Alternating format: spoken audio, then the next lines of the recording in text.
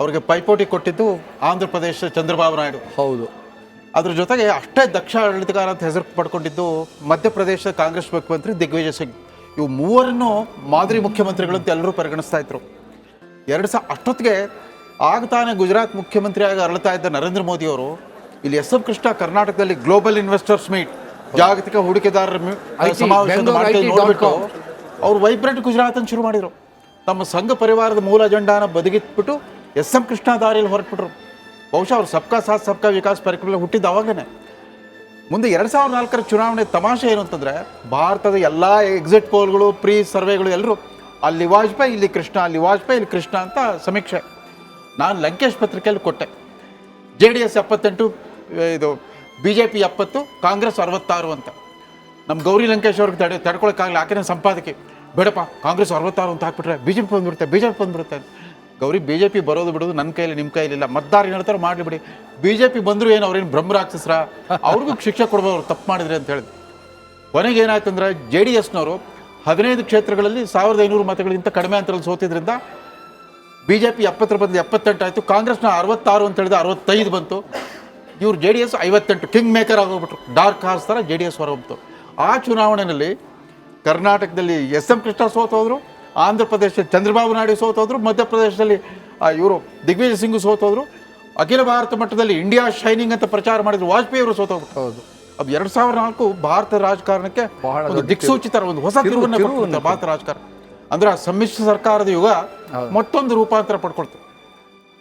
2014 ಮೋದಿ ಬರೋವರೆಗೂ ಅದೇ ವಾತಾವರಣ, ಸುಮಾರು 30 ವರ್ಷಗಳ ಕರ್ನಾಟಕದಲ್ಲೂ ಅಷ್ಟೇ. ಸಮ್ಮಿಶ್ರ ಬರೋವರೆಗೂ ಆಂತರಿಕ ಭಿನ್ನಾಭಿಪ್ರಾಯ ಸ್ಫೋಟಗಳಿದ್ವು. ಅವರ ಅವಧಿಯಲ್ಲಿ ಒಂದು ಭಿನ್ನಮತ ಇರಲಿಲ್ಲ. ಸ್ಮಿತಾ ಹೇಗೆ ನೋಡಿ, ಅವರ ಸಂಪುಟದಲ್ಲಿ ಮಲ್ಲಿಕಾರ್ಜುನ ಖರ್ಗೆ, KH ರಂಗನಾಥ್, HK ಪಾಟೀಲ್ ಇಂಥ ಘಟಾನುಘಟಿಗಳಿದ್ರೂ ಕೂಡ ಒಂದು ಭಿನ್ನಾಭಿಪ್ರಾಯ, ಭಿನ್ನಮತ ಸ್ಫೋಟ ಅಂತ ನಾವೆಲ್ಲ ನೋಡ್ತೀವಲ್ಲ. ಮೂರು ಮುಖ್ಯ ಅವಕಾಶನೇ ಕೊಡಲಿಲ್ಲ, ಅದನ್ನು ಆ್ಯಡ್ ಮಾಡೋ ರೀತಿ.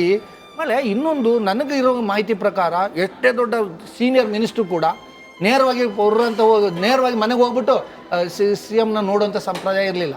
ವಿತ್ ಪ್ರಯರ್ ಅಪಾಯಿಂಟ್ಮೆಂಟೇ ಹೋಗ್ತಾಯಿದ್ರು. ಹಂಗೆ ಅವ್ರು ನಿಭಾಯಿಸ್ತಾಯಿದ್ರು.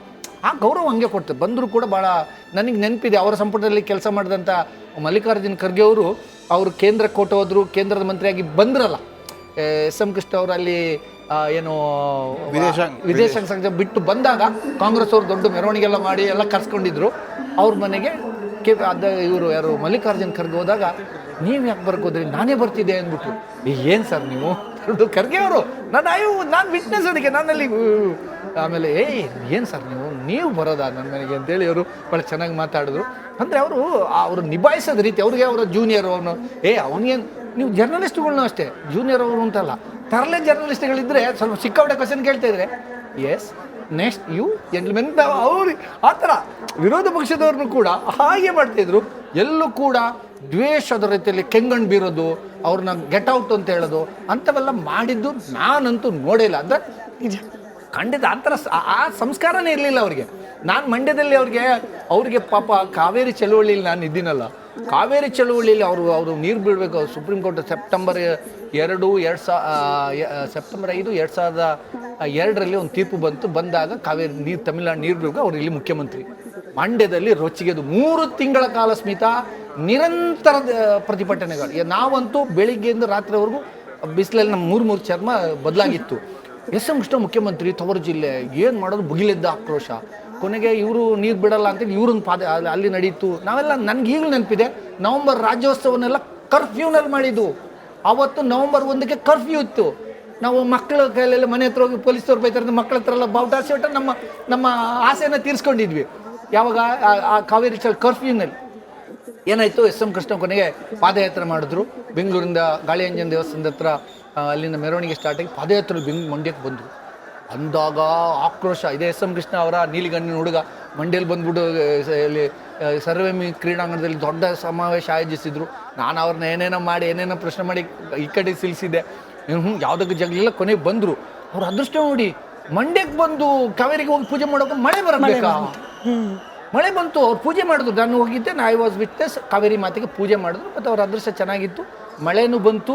ಬಟ್ ಅವತ್ತು ಹೊರಗಡೆಯಿಂದ ಜನ ಜಾಸ್ತಿ ಬಂದಿದ್ರು ಕಾರ್ಯಕರ್ತರು. ಯಾಕಂದರೆ ಮಂಡ್ಯದವ್ರು ಧರಣಿ ಕೂತಿದ್ರು. ಸಿಲ್ವರ್ ಜುಬ್ಲಿ ಪಾರ್ಕಲ್ಲಿ ಅವರ ಪಕ್ಷದೇ ಆದಂಥ ಆತ್ಮಾನಂದ ಕೂಡ ಧರಣಿಯಲ್ಲಿ ಕೂತಿದ್ರು, ಚಪ್ಪಲಿಸ್ಬಿಟ್ರು ಮೆರವಣಿಗೆ ಮೇಲೆ. ಅಲ್ಲಿ ಜನ ಕೋಪದಲ್ಲಿ ಯಾವುದಕ್ಕೂ ಅವರು ಏನು ಬೇಸರ ಮಾಡ್ಕೊಳ್ಳಿಲ್ಲ. ಬಟ್ ಅವರ ಅದೃಷ್ಟ ಆಮೇಲೆ ಚೆನ್ನಾಗಾಯ್ತು. ಅವ್ರಿಗೆ ಕಷ್ಟ ಆಗಿದೆ ಏನು ಅಂದರೆ, ದೊಡ್ಡ ಕಷ್ಟ ಆಗಿದೆ ಬರ, ನೀರು ನಿಭಾಯಿಸಿ ಮಾಡೋಕ್ಕಾಗಲಿಲ್ಲ. ಆಮೇಲೆ ಸರಣಿ ಆತ್ಮಹತ್ಯೆಗಳು, ರೈತರ ಆತ್ಮಹತ್ಯೆಗಳಿಗೆ ಭಾಳ ಕಂಗಾಲಾಗ್ಬಿಟ್ಟಿದ್ರು. ಅವರು ಇದಿದೆಯಲ್ಲ, ವಿಶೇಷವಾಗಿ ಯಾರು ರಾಜ್ಕುಮಾರ್ ಅಪಹರಣವನ್ನು ನಿಭಾಯಿಸಿದ ರೀತಿ ಇದೆಯಲ್ಲ, ನಿಜಕ್ಕೆ ಅವ್ರನ್ನ ಸ್ಟೇಟ್ಸ್ಮನ್ ಆಗಿ ಮಾಡಿಬಿಡ್ತು. ನಿಜ. ಅವರು ಯಾರೋ ಹೇಳ್ತಾ ಇದ್ರಂತೆ ಅವ್ರನ್ನೀಗ ಬಿಡಿಸ್ಕೊಂಬರೋದಿದ್ರೆ ಎಷ್ಟಿದೆ ರಿಸ್ಕ್ ಅಂತ. ಇಲ್ಲ ಸರ್, ನಾವು ಒಂದು ನುಗ್ಗಿಬಿಟ್ಟು ಕರ್ಕೊಬರ್ಬೋದು, 80% ನಾವು ಸಕ್ಸಸ್ ಆಗ್ತೀವಿ, 20% ರಿಸ್ಕ್ ಆಗುತ್ತೆ ಅಂತ ಹೇಳಿದ್ರಂತೆ ಪೊಲೀಸ್ ಅಧಿಕಾರಿಗಳು. ಅದಕ್ಕೆ ಎಸ್ ಎಂ ಕೃಷ್ಣ ಅವ್ರು ಏನಂದ್ರಂತೆ ಗೊತ್ತಾ ಸ್ಮಿತಾ? ನಮ್ಮ ಅಸ್ಮಿತೆ ರಾಜ್ಕುಮಾರ್ ಅವರ ವಿಚಾರದಲ್ಲಿ 20% ಅಲ್ಲ, 10% ಅಲ್ಲ, 1% ರಿಸ್ಕ್ ತಗೊಳ್ಳೋಕ್ಕೂ ನಾನು ತಯಾರಿಲ್ಲ. ಅವರು ಸೇಫ್ ಆಗಿ 100% ಬರೋದಾದರೆ ಮಾತ್ರ ನಾವು ಕಾರ್ಯಾಚರಣೆ ಮಾಡಬೇಕು, ಬಿಟ್ಟರೆ ಇಲ್ಲ ಅಂದರೆ ನೋ ವೇ ಅಂತ ಅಂದ್ಬಿಟ್ರಂತೆ. ಅಂದರೆ ಅವ್ರಿಗಿದ್ದಂತ ಅವ್ರು ಹೇಳ್ತಾ ಇದ್ರು. ಆಮೇಲೆ ಎಸ್ ಎಂ ಕೃಷ್ಣ ಅವರು ನಿದ್ದೆನೇ ಮಾಡಿರ್ಲಿಲ್ಲಂತೆ. ಅವ್ರು ಬಂದಮೇಲೆ ನಾನು ಸರಿಯಾಗಿ ನಿದ್ದೆ ಮಾಡಿದ್ದು ಅಂತ ಅಂದಿದ್ರು. ಅದೇ ಒಂದಿತ್ತು ಪಾಪ, ಅಷ್ಟು ಎಂಥ ಸಂಕಟ ಇರುವ 102 ದಿನಗಳು ಎಸ್ ಎಂ. ಆಮೇಲೆ ಇನ್ನೊಂದು ನದಿ ಏನಾಯಿತು ಅಂದರೆ, ನಾವೆಲ್ಲ ಡ್ಯೂಟಿಗೆ ಹೋಗಿದ್ವಿ. ನಾಗಪ್ಪ ಅವರು ಸಚಿವ ನಾಗಪ್ಪ ಅವರ ಅವ್ರನ್ನ ಅಪಹರಣ ಮಾಡಿದ್ರು. ಆ್ಯಕ್ಚುಲಿ ಅವ್ರನ್ನ ಆಮೇಲೆ ಅಲ್ಲಿ ಡೆಡ್ ಬಾಡಿ ಸಿಕ್ತು. ಆ್ಯಕ್ಚುಲಿ ಅದು ಇದು ಪೋಸ್ಟ್ ಮಾರ್ಟಮ್ ಪ್ರಕಾರ ಅವ್ರು ಹಾರ್ಟ್ ಅಟ್ಯಾಕ್ ಆಗಿ ಅಲ್ಲಿ ಸ್ವಲ್ಪ ಪಾಪ ಹುಷಾರು ಇರಲಿಲ್ಲ. ಬಟ್ ಅದು ದೊಡ್ಡ ಸೆಟ್ ಬ್ಯಾಕ್ ಆಯಿತು. ಆ ಸಂದರ್ಭದಲ್ಲಿ ಜನ ರೊಚ್ಚಿಗೆದ್ಬಿಟ್ಟು ಹಳೆ ಮೈಸೂರು ಆ ಭಾಗದಲ್ಲಿ ಅಂತೂ ಹಿಂಸಾಚಾರ ನಡೀತು. ನಮ್ಮ ಶಿವು ಅಂತ ಒಬ್ಬ ಕ್ಯಾಮ್ರಾಮನ್ನ ಕತ್ತಿಸ್ಬಿಟ್ಟಿದ್ರು ಜನ ರೊಚ್ಚಿಗೆದ್ಬಿಟ್ಟು. ಒಬ್ಬ ನಂದೀಶ್ ಅಂತೇಳಿ ETV ರಿಪೋರ್ಟರ್ ಇದ್ದ, ಅವ್ರು ಚೆನ್ನಾಗಿ ಮ್ಯಾನೇಜ್ ಮಾಡಿದ. ಕೃಷ್ಣ ಅವರು ಬರೀ ಬೆಂಗಳೂರು ಕೇಂದ್ರಿತ ಅಭಿವೃದ್ಧಿ ರಾಜಕಾರಣ ಮಾಡಿದ್ರು, ಗ್ರಾಮೀಣ ಕರ್ನಾಟಕ ನಿರ್ಲಕ್ಷಿಸಿದ್ರು ಅಂತ ಹೇಳ್ತಾರೆ. ಸುಳ್ಳು. ಅವ್ರಿಗೆ HK ಪಾಟೀಲ್ ಅಂತ ಒಬ್ಬ ಸಮರ್ಥ ಸಹೋದ್ಯೋಗಿ ನೀರಾವರಿ ಸಚಿವರಾಗಿದ್ರು. 44 ದಶಕಗಳಿಂದ ನೆನೆಗುದಿಗೆ ಬಿದ್ದ ಆಲ್ಮಟ್ಟಿ ಡ್ಯಾಮ್ ಅದನ್ನು ಕಟ್ಟಿ ಪೂರ್ಣ ಮಾಡಿ ನೀರು ಹರಿಸಿದ್ರು. ನಾರಾಯಣಪುರದಲ್ಲಿ ಅಪ್ಪರ್ ಕೃಷ್ಣಾ ಪ್ರಾಜೆಕ್ಟ್, ಕೃಷ್ಣಾ ಮೇಲ್ದಂಡೆ ಯೋಜನೆ, ಅದನ್ನು ಕಟ್ಟಿ ಪೂರ್ಣಗೊಳಿಸಿದ್ರು. 2 ಬೃಹತ್ ನೀರಾವರಿ ಯೋಜನೆ ಪೂರ್ಣಗೊಳಿಸಿದ ಅಷ್ಟೇ ಅಲ್ಲ, 14 ಮಧ್ಯಮ ಗಾತ್ರದ ನೀರಾವರಿ ಯೋಜನೆ ಕಟ್ಟಿ ಮುಗಿಸಿದ್ರು. ದೇವೇಗೌಡರ ಹೊಳೆ ನರಸೀಪುರ ಕ್ಷೇತ್ರದಲ್ಲೇ ಯಾವುದದು ಏತ ನೀರಾವರಿ ಹಳ್ಳಿ, ಹೊಳೆ ನರಸೀಪುರದಲ್ಲಿ ಅಲ್ಲೂ ಕೂಡ ದೇಶದ ಅತಿ ದೊಡ್ಡ ಏತ ನೀರಾವರಿ ಯೋಜನೆ, ಅದನ್ನು ಕೂಡ ಮಾಡಿ ತೋರಿಸಿದ್ರು. ಅಷ್ಟೆಲ್ಲ ಮಾಡಿದ್ರು ಕೂಡ ಗ್ರಾಮೀಣ ಕರ್ನಾಟಕ ಗ್ರಾಮೀಣ ಕರ್ನಾಟಕ ಒಂದು ಅಪಪ್ರಚಾರ ನಡೆದ್ಬಿಡ್ತು ಸರ್. ಆ ತರ ಇದ್ದಿದ್ರೆ ಅವರು ಡಾಕ್ಟರ್ DM ನಂಜುಂಡಪ್ಪ ನೇತೃತ್ವದಲ್ಲಿ ಯಾಕೆ ನಂಜುಂಡಪ್ಪ ಆಯೋಗವನ್ನು ರಚಿಸಿದ್ದು ಅವರ ಅಧ್ಯಕ್ಷತೆಯಲ್ಲಿ ಕರ್ನಾಟಕದ ಹಿಂದುಳಿದ ಪ್ರದೇಶಗಳ ಸ್ಥಿತಿಗತಿಗಳ ಅಧ್ಯಯನ ವರದಿ ಸಲ್ಲಿಸಲಿಕ್ಕೆ. ಬಟ್ ಇವತ್ತು ಕಲ್ಯಾಣ ಕರ್ನಾಟಕ ಕ್ಯಾಬಿನೆಟ್ ಆಗುವಾಗ ಅದೊಂದು ಕೂಗು ವರದಿ ಇದೆ, ಅನುಷ್ಠಾನ ಮಾಡ್ತಿಲ್ಲ. ನಿಜ ನಿಜ. ನಾನು ಆಗ್ಲೇ ನೀವು ಈ ಫಾರಿನ್ ಇಂದ ಬರ್ತಿದ್ದ ಫಂಡ್ಸ್ ಬಗ್ಗೆ ಮಾತನಾಡುವಾಗ ಒಂದು ಕುತೂಹಲ, ಪ್ರಿಯಾಂಕ್ ಖರ್ಗೆ ಅವರು ಎಸ್ ಎಂ ಕೃಷ್ಣ ಅವ್ರ ಬಗ್ಗೆ ರಿಯಾಕ್ಟ್ ಮಾಡುವಾಗ ಹೇಳ್ತಾ ಇದ್ರು, ಈಗಲೂ ಕೂಡ ವಿದೇಶಗಳಿಗೆ ಹೋದ ಸಂದರ್ಭದಲ್ಲಿ ಎಸ್ ಎಂ ಕೃಷ್ಣ ಅವರ ಆ ಕಮ್ಯುನಿಕೇಶನ್ ಬಗ್ಗೆ ಮಾತನಾಡುವವರು ಇದ್ದಾರೆ ವಿದೇಶದಲ್ಲೂ ಕೂಡ ಅಂತ ಹೇಳಿ. ಖಂಡಿತವಾಗೂ ಕರ್ನಾಟಕ, ವಿಶೇಷವಾಗಿ ಬೆಂಗಳೂರು ತಂತ್ರಜ್ಞಾನ ಮತ್ತು ಬಂಡವಾಳ ಹೂಡಿಕೆ ಜಾಗತಿಕ ತಂಗುದಾಣ ಆಗೋದ್ರಲ್ಲಿ ಎಸ್ ಎಂ ಕೃಷ್ಣ ಅವರ ವ್ಯಕ್ತಿಗತವಾದ ವರ್ಚಸ್ಸು, ಅವರು ವ್ಯಾಪಕವಾದ ವಿಶ್ವವ್ಯಾಪಿ ಸಂಪರ್ಕ ಜಾಲ. ಹೌದು. ಅವ್ರು ಮುಂದೆ ನೋಡಿ ವಿದೇಶಾಂಗ ಸಚಿವರಾಗಿದ್ದಾಗ 86 ದೇಶಗಳಿಗೆ ಪ್ರತ್ಯಕ್ಷ ಭೇಟಿ ಕೊಟ್ಟಿದ್ರು. ಅಲ್ಲಿನ ತಮ್ಮ ಇವ್ರ ಕೌಂಟರ್ ಪಾರ್ಟ್ ಅಲ್ಲಿನ ವಿದೇಶಾಂಗ ಸಚಿವರ ಜೊತೆಗೆ ವ್ಯಕ್ತಿಗತವಾದ ಸಂಬಂಧವನ್ನು ಇಟ್ಕೊಂಡಿದ್ರು. ಆ ಸ್ನೇಹ ಸಂಬಂಧ, ಅವ್ರ ವಾಕ್ಚಾತುರ್ಯ, ಅವರ ಮ್ಯಾನರಿಸಮ್ಸ್. ನಾವು ಮ್ಯಾನರಿಸಮ್ಸ್ ಬಗ್ಗೆ ಗೇಲಿ ಮಾಡ್ತಾರೆ, ಸಿನಿಕರಾಗಿರ್ತೀವಿ ಬುದ್ಧಿಜೀವಿಗಳೆಲ್ಲ. ಹಾಗಲ್ಲ, ಮ್ಯಾನರಿಸಮ್ಸ್ ಕೂಡ ವ್ಯಕ್ತಿಗತ ಸಂಬಂಧ ಭಾಳ ಮುಖ್ಯ. ಅದು ನಾವು ಮೋದಿ ಅವ್ರ ಕಾಲದಲ್ಲಿ ನೋಡ್ಬಿಟ್ಟಿದ್ದೀವಿ. ಮುಸ್ಲಿಂ ರಾಷ್ಟ್ರಗಳು, ಅವ್ರ ಪಕ್ಷ ಮುಸ್ಲಿಮರ ಬಗ್ಗೆ ಏನೇ ಮಾತಾಡೋರು ಕೂಡ ಪಾಕಿಸ್ತಾನ ಮತ್ತು ಇವತ್ತಿನ ಬಾಂಗ್ಲಾದೇಶ ಹೊರತುಪಡಿಸಿದ್ರೆ ಉಳಿದೆಲ್ಲ ಮುಸ್ಲಿಂ ರಾಷ್ಟ್ರಗಳ ಜೊತೆ ಮೋದಿ ಅವರು ಒಳ್ಳೆ ಬಾಧೆ ರೂಢಿಸ್ಕೊಟ್ಟಿದ್ದಾರೆ. ಪ್ರತಿ ಸಾರಿ ಅವ್ರು ಹಿಡ್ಕೊಂಡು ಹಗ್ ಮಾಡ್ತಾರೆ ಇತ್ಯಾದಿ ಇದೆಯಲ್ಲ. ಎಸ್ ಎಂ ಕೃಷ್ಣ ಅವರು ಅದ್ರ ಎತ್ತಿದ ಕೈ. ಹೀನಾ ರಬ್ಬಾನಿಗೆ ಗಂಟ್ಲು ಫಾರಿನ್ ಎಕ್ಸ್ಟರ್ನಲ್ ಅಫೇರ್ಸ್ ಮಿನಿಸ್ಟರ್ ಪಾಕಿಸ್ತಾನದ ಹೀನಾ ರಬ್ಬಾನಿ ನಾವು ಮೀಟ್ ಮಾಡಿದ್ರು. ಆಕೆ ತುಂಬಾ ನೋಡಕ್ಕೆ ಬಹಳ ಬ್ಯೂಟಿಫುಲ್. ಆ ಫೋಟೋ ಬಹಳ ವೈರಲ್ ಆಗಿತ್ತು. 36ನೇ ವಯಸ್ಸಲ್ಲಿ ಆಕೆನ ವಿದೇಶಾಂಗ ಮಂತ್ರಿ ಮಾಡಿಬಿಟ್ಟಿದ್ರು. ಆಕೆಗೆ ಥ್ರೋಟ್ ಇನ್ಫೆಕ್ಷನ್ ಆಗಿತ್ತಂತೆ ಹೋದಾಗ. ಮತ್ತು ಅಂತ ನೆಕ್ಸ್ಟ್ ಟೈಮ್ ಸೌದಿ ಎಲ್ಲ ಅಮೆರಿಕ ಎಲ್ಲ ಹೋದಾಗ ಅಲ್ಲಿಂದ ಇಂಪೋರ್ಟೆಡ್ ಒಂದು ಜೇನುತುಪ್ಪ ತಗೊಂಡು ಕೊಟ್ಟಿದ್ದಾರಂತೆ. ಅದು ಕಾಡು ಜೇನಿನ, ಆಫ್ರಿಕಾ ದೇಶದ ಒಂದು ಕಾಡು ಜೇನಿನ ಜೇನುತುಪ್ಪ, ಅದನ್ನು ಕೊಟ್ಟರಂತ ಗಂಟ್ಲು ನಮಗಿದು ಹಿತವಾಗಿರುತ್ತೆ ಅಂತ. ಸರ್, ನಾನು ನೀರಾವರಿ ಬಗ್ಗೆ ನೀವು ಹೇಳ್ತಿರಲ್ಲ ಸರ್, ಎಸ್ ಎಂ ಕೃಷ್ಣ ಅವರು ಇನ್ನೊಂದು ಎಲ್ಲರೂ ಮರ್ತು ಬಿಟ್ಟಿದ್ದಾರೆ, ಯಾವ ಪತ್ರಿಕೆಯಲ್ಲೂ ಬರಲಿಲ್ಲ.